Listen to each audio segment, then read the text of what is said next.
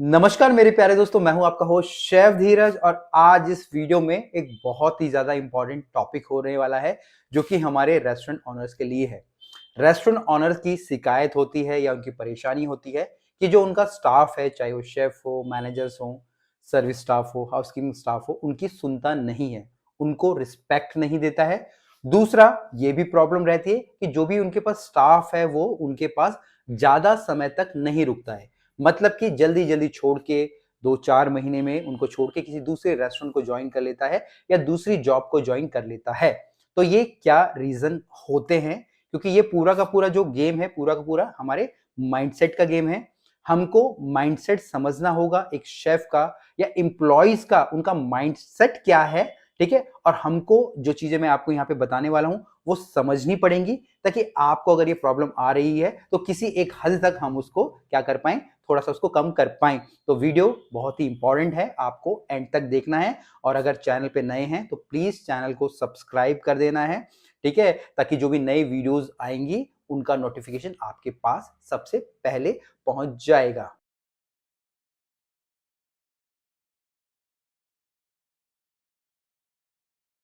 एक एम्प्लॉय अगर आपके पास काम कर रहा है, तो वो सिर्फ 3 चीज़ें आपसे चाहता है, ठीक है? सबसे पहला क्या है? आपकी जॉब की सिक्योरिटी। हर किसी को एक सेफ जॉब चाहिए। दूसरा, वो चाहता है कि जो उसकी वर्किंग कंडीशन है, जहाँ पे भी वो काम कर रहा है, ठीक है? वो वर्किंग कंडीशन उसकी अच्छी हो। और तीसरा यहाँ पे है कि भैया उसको चाहिए ग्रोथ, ठीक है? वो चाहता है जहाँ पे भी वो काम कर रहा है, उसको वहाँ पे ग्रोथ मिले। अब ग्रोथ फिर से सैलरी के मामले में हो सकती है, ग्रोथ उसकी पोजीशन के मामले में हो सकती है। इन तीनों चीज़ों को हम लोग डिस्कस करेंगे, बट यहाँ पे मैं एक छोटी स्टोरी से आप लोगों को समझाने की कोशिश करूँगा ताकि आपको जो चीज़ें क्लियर हो जाएँ। अब आप लोगों ने देखा होगा, आप लोग हमेशा सर्च करते हैं कि आपको एक अच्छा शेफ मिल जाए, ठीक है ना? फॉर एग्ज़ाम्पल, ठीक है? अब यहाँ पे जैसे मेरे जो फादर थे, मेरे पापा थे, ठीक है? अभी तो वो नहीं है, लगभग 3 साल पहले पापा एक्सपायर हो गए, ठीक है ना? बट मेरे पापा भी एक शेफ थे और मेरे पापा ने एक कंपनी में काम किया, ठीक है? इंडियन एयरलाइंस कंपनी के अंदर काम किया। वहाँ पे मेरे पापा ने लगभग 35 साल तक काम किया। अब अगर मैं उस समय की सिचुएशन पे को देखूँ, अगर उस समय अगर मेरे पापा जॉब छोड़ते, ठीक है? या ठीक है? और तो हमारे पास कुछ रहता नहीं करने के लिए, मतलब खाने के लिए, रेंट देने के लिए, उस समय की मैं बात कर रहा हूँ, ठीक है? और अगर मैं अपनी बात करूँ, अगर मैं आज से मेरे जो भी एक्सपीरियंस है 20 साल का, ठीक है? अगर मैं पीछे लेके जाऊँ, ठीक है ना? तो जब मैंने जॉब सर्च करने की कोशिश करी, ठीक है? तो मुझे भी कई लगभग साल भर तक जॉब नहीं मिली, ठीक है? बट वहाँ पे अगर मैंने जॉब नहीं करी, तब भी मैं सर्वाइव कर रहा था क्योंकि मेरे पापा अर्न कर रहे थे। और आज से 20 साल पहले जो होटल्स थे, रेस्टोरेंट तो बहुत कम होते थे, होटल्स ही होते थे बेसिकली 5 स्टार होटल, उनकी संख्या बहुत कम होती थी। तो जो भी होटल मैनेजमेंट के बच्चे पास आउट होते थे या ऐसे ही कहीं काम करके वो लोग कहीं जॉब करने लग जाते थे, तो जहां पे भी उनको काम मिलता था वो उसको करने लग जाते थे या वो उस जॉब को छोड़ते ही नहीं थे। और जॉब स्विच करने की तो बात ही नहीं बनती थी क्योंकि होटल्स इतने कम हैं, अगर आपने छोड़ दिया तो दूसरा बंदा आ जाएगा और दूसरा बंदा आ जाएगा तो वो 60 साल के बाद ही छोड़ेगा। तो ये सिचुएशन होती थी। बट इस समय अगर हम लोग देखेंगे, दुनिया भर के होटल्स हैं, दुनिया भर के रेस्टोरेंट्स हैं, ठीक है? हर गली मोहल्ले में रेस्टोरेंट खुल जाते हैं। आप लोगों ने देखा होगा, हमने ही कितने सारे रेस्टोरेंट हम लोगों ने ओपनिंग करवा दिए हैं, हम लोग कर रहे हैं। बट इस समय जो सिचुएशन है कंप्लीटली चेंज है। अगर इस समय कोई स्टूडेंट पास आउट होके आ रहा है या उसके पास कुछ एक्सपीरियंस है, आप देखोगे उसके पास दुनिया भर की अपॉर्चुनिटीज है, ठीक है? उसको नौकरियों की भरमार है। अगर उसके पास थोड़ा-सा काम उसको आता है, तो भैया और उसकी बल्ले-बल्ले है, ठीक है? उसको कोई दूसरा रेस्टोरेंट फट से ज़्यादा सैलरी पे रख लेगा और आपको वो छोड़ के चला जाएगा। तो यहाँ पे अब हमको ये भी समझना होगा कि जो हम लोग आज से 20 साल पहले सोच रहे थे, अब बिल्कुल भी वैसा नहीं है। अब हम लोगों को करना क्या होगा? हम लोगों को जो हमारे एम्प्लॉइज़ हैं, उनके माइंडसेट को समझना होगा ताकि हम उनको लंबे समय तक अपने पास रोक के रख पाएँ। क्योंकि आप अकेले कुछ नहीं कर सकते हो। जब तक आपके पास टीम नहीं है, अच्छी टीम नहीं है, स्किल्ड टीम नहीं है, आप लोग अपनी जो रेस्टोरेंट बिज़नेस को ग्रो नहीं कर सकते हो।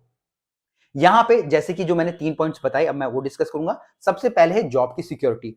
हर कोई चाहता है कि उसकी जॉब सिक्योर हो, ठीक है ना? खासकर जो रेस्टोरेंट एम्प्लॉयी होते हैं, वो चाहते हैं उनकी जॉब सिक्योर हो क्योंकि रेस्टोरेंट हमको मालूम है 1 साल में अगर 100 रेस्टोरेंट खुल रहे हैं तो 80 तो बंद हो जाते हैं। तो वहाँ पे जो एम्प्लॉइज़ हैं उनको भी मालूम है कि भैया रेस्टोरेंट बंद होंगे, ठीक है? बट उनको ये श्योरिटी है कि भैया जो उनका ऑनर है वो अच्छा है, उसके पास पैसों का बैकअप है, तो आपको कभी भी जल्दी से छोड़ के नहीं जाएंगे। ठीक है, जल्दी से छोड़ के क्यों नहीं जाएंगे? उनको मालूम है रेस्टोरेंट चल रहा है नहीं चल रहा है, क्योंकि रेस्टोरेंट को चलने में टाइम लगता है, समय लगता है, आपको समय देना पड़ता है।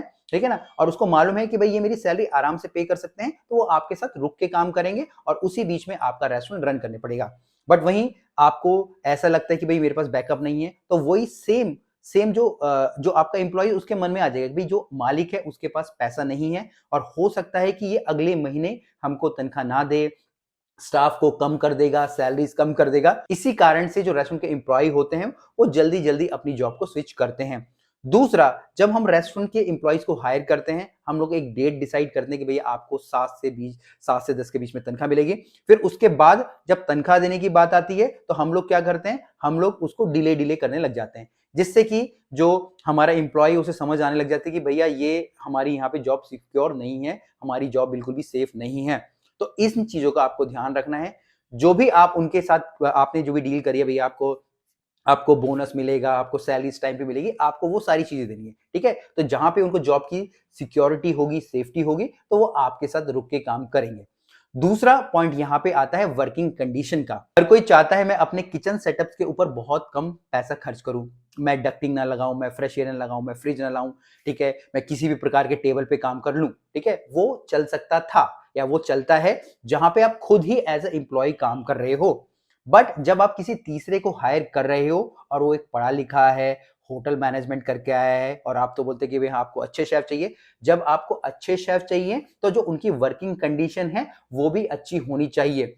अगर आप एक एम्प्लॉय को, मान लीजिए आप किसी एक ऑफिस में काम करें, आप खुद ही अपने आप को मान लीजिए आप एक ऑफिस में काम करें, आप जहां पे भी काम कर रहे हैं आपके पास कोई टेबल नहीं है जिसपे कि आप अपना लैपटॉप रखेंगे, आपके पास लैपटॉप भी नहीं है, ठीक है ना, आपके ऊपर गर्मी है, आपको पंखा भी दे रखा, आपके पास डायरी नहीं है, पेन नहीं है, ठीक है, आपको आने जाने की सुविधा नहीं है। जब ये सारी चीजें नहीं होगी तो आप कैसे अच्छा परफॉर्म कर पाएंगे? तो सेम वही कंडीशन शेफ लोगों की भी आती है या फिर बाकी एम्प्लॉयज की भी आती है। अब यहां पे होता क्या है, हम लोग चाहते हैं कि हमको अच्छा एम्प्लॉय मिले, बट हम उनको अच्छी वर्किंग कंडीशन नहीं देते हैं। और कहीं कहीं पे आप लोगों ने देखा होगा ना, जो मैच मिल जाता है, ठीक है, जो ज्यादा पढ़े लिखे शेफ नहीं है, जिनको कुछ नहीं मालूम है, जिनको कुछ करना ही नहीं है, उस तरीके के लोग तो काम करने को तब भी रेडी हो जाते हैं। बट अगर आप एक अच्छी टीम ढूंढ रहे हैं, अच्छे शेफ ढूंढ रहे हैं, पढ़े लिखे ढूंढ रहे हैं, जिनको फूड कॉस्ट के बारे में मालूम हो, तो आपको ये सारी चीजें करनी चाहिए। अपने किचन के जो सेटअप है अच्छे आपको करने चाहिए। प्रॉपर आपके पास चॉपिंग बोर्ड्स होने चाहिए, डक्टिंग, फ्रेश एयर, एक अच्छा सेटअप होना चाहिए, ताकि जो भी आपके पास काम करने आ रहा है वो बोले कि भैया मुझे इस किचन में काम करना है। तीसरा, हमने बात करी यहाँ पे ग्रोथ की। ग्रोथ का मतलब है कि भाई मेरी सैलरीज, अगर मेरा बिजनेस चल रहा है, आप बोलते भैया मैं तो यहाँ पे क्या दूंगा, उनकी सैलरी इंक्रीज करूंगा। अगर मेरा बिजनेस अच्छा नहीं चल रहा है मैं नहीं करूंगा। बट यहाँ पे जो इंप्लॉइज है उनको इससे कोई लेना देना नहीं है, उनको अपनी सैलरी चाहिए। बट आपको ध्यान यहाँ पे क्या रखना है, आपको उनके जो अप्रेजल्स हैं समय समय पे करने हैं, उनको इवेलुएट करना है, और उस इवेल्युएशन के दम पे आप लोगों को उनकी सैलरीज बढ़ानी है। ग्रोथ देना बहुत ज्यादा जरूरी है। अब आप बोलते हैं मैंने शेफ हायर कर लिया, कुक हायर कर लिया, मैंने बहुत सारी वीडियोस बनाई हैं आपकी ऑर्गेनाइजेशंस के ऊपर कि क्या हिराकी होनी चाहिए, हेड शेफ होना चाहिए, कॉमी 3, कॉमी 2, रेस्टोरेंट मैनेजर। आप उनको हायर कीजिए, आप डायरेक्ट किसी को शेफ हायर मत कीजिए। अगर किसी के पास अच्छा एक्सपीरियंस है, हेड शेफ का एक्सपीरियंस, आप कीजिए। बट आपको एक नीचे लेवल से भी स्टार्ट करवाना चाहिए, ताकि आप उनको 1 साल के बाद, 6 महीने के बाद अच्छा काम कर रहे हैं तो आप उनको प्रमोशन दें। तो यहां पे बात हो जाती है ग्रोथ की। साथ साथ आपको उनकी ट्रेनिंग्स के ऊपर भी खर्च करना है, उनको सिखाने के ऊपर, क्योंकि जिस भी एम्प्लॉय को लगता है कि मैं कुछ सीख रहा हूं, समझ रहा हूं, ठीक है, वो आपके साथ रुक के काम करेगा। आप बोलते हो कि मुझे तो एक बिल्कुल ट्रेंड एम्प्लॉय मिल जाए जिसको सब कुछ आता हो और मेरा काम धंधा चल जाए, ऐसा कभी नहीं होगा। आपको उनको हमेशा ट्रेन करना है। ट्रेन करने के लिए हमारी बहुत सारी वीडियोस है, आप उनको दिखा सकते हैं, चाहे कॉस्टिंग से रिलेटेड हो, फूड सेफ्टी से रिलेटेड हो, ठीक है, टीम वर्क से रिलेटेड हो, ठीक है, ढेर सारी है। आपको उनको यूज करना है, इसलिए ही हमने वो वीडियोस बनाई है। या आप अपने में से ही किसी एक को ट्रेनर के तौर पे तैयार कर सकते हैं और उनसे अपने जो एम्प्लॉयज को ट्रेनिंग दिलवा सकते हैं। तो यही 3 रीजंस होते हैं। अगर आप इन 3 रीजन को फुलफिल करते हो, अपने जो रेस्टोरेंट के एम्प्लॉयज हैं उनके माइंडसेट को समझ पाते हो, तो वो आपके साथ लंबा टिक के काम करेंगे। दूसरी बात यहां पे आती है रिस्पेक्ट की, कि आपके जो एम्प्लॉइज है आपको रिस्पेक्ट नहीं करे। रीजन क्या होता है, हमारा जो बैकग्राउंड है, हमारा बैकग्राउंड F&B से नहीं होता है, हम किसी दूसरे बैकग्राउंड से आते हैं, और हमको जो एम्प्लॉइज है उनकी सिचुएशन ही मालूम नहीं होती है, हमको कंडीशन ही मालूम होती है, हमको नहीं पता होता कि भैया एक किचन के अंदर अगर 10 ऑर्डर आ रहे तो उनको निकलने में कितना टाइम लगेगा। हमको लगता है कि भैया अभी ऑर्डर गए और अभी आ जाए, ठीक है। जब ये सारी चीजें होती हैं और जो एम्प्लॉय है उसको मालूम है, रेस्टोरेंट के ऑनर को नहीं मालूम है, ठीक है, तो वो उसके लिए रिस्पेक्ट खो बैठता है। फिर आप यहाँ पे गाली गलौज करते हो, वो आपको कुछ बोलता है, तो हमेशा आपको यहाँ पे दूरी बना के रखनी है। आपको डायरेक्ट किसी एम्प्लॉय के पास नहीं जाना है। आपने एक हेड शेफ को जो हायर करा है, आपको हेड शेफ के पास जाना है। आपने एक रेस्टोरेंट मैनेजर को हायर करा है, आपको एक रेस्टोरेंट मैनेजर के पास जाना है। हिराकी को ही प्रॉपर अपनाना है, तभी जाके आपके जो एम्प्लॉय हैं आपकी जो इज्जत करेंगे, ठीक है। और किसी भी चीज को आपको पिन पॉइंट नहीं करना कि भैया ये ही क्यों है, ऐसा ही क्यों है। हो सकता है जो आप बोल रहे हैं वो गलत हो, जो एम्प्लॉय बोल रहा हो वो सही हो, ठीक है, वाइस वर्सा दोनों चीजें हो सकती है। तो ये टॉपिक जो मैंने आज आपके साथ डिस्कस करा बहुत ही ज्यादा इंपॉर्टेंट था। होपफुली आप जो तीनों चीजों को इंप्लीमेंट करोगे अपने रेस्टोरेंट्स के अंदर और आपका जो एम्प्लॉय है आपके साथ लंबे समय तक रुक के टिक के काम करेगा। कुछ भी क्वेश्चंस हो, कमेंट्स हो, आपको नीचे जरूर लिखने हैं। फिर मिलेंगे एक नए वीडियो में, तब तक के लिए जय हिंद।